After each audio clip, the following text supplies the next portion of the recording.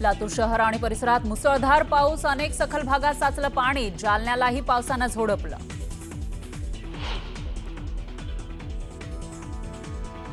मुसळधार पावसामुळे राज्यातील अनेक भागात शेतीचं अतोनात नुकसान, तर पंचनामे करून तातडीनं मदत करण्याचे निर्देश.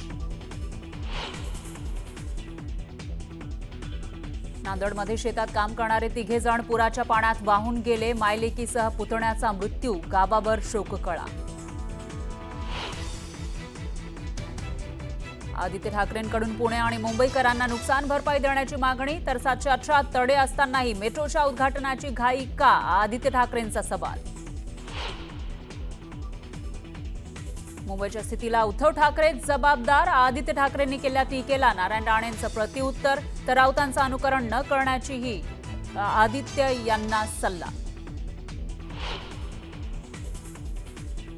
एकीकडे 0 आमदार तर दुसरीकडे फक्त 20 आमदार, दोघांचीही ताकद काय, ठाकरे बंधू एकत्र येण्याच्या चर्चांवर नारायण राणेंचा खोचक टोला. वैष्णवीच्या शरीरावर मारहाणीच्या 30 जखमा, मृत्यूच्या दिवशीही वैष्णवीला मारहाण झाल्याचं समोर, शवविच्छेदन अहवालातील धक्कादायक माहिती न्यूज 18 लोकमतच्या हाती. राजेंद्र आणि सुशील हगवणेला मदत करणाऱ्या 5ही आरोपींची न्यायालयीन कोठडीत रवानगी, वैष्णवी हुंडाबळी प्रकरणातील आरोपींना पळून जाण्यास केलेली मदत. दरोड्यातील आरोपी अमोलचा एन्काउंटर फेक असल्याचा कुटुंबाचा आरोप, मृतदेह ताब्यात घेणार नसल्याचा निर्णय, तर घाटी रुग्णालयाबाहेर तणावाचं वातावरण.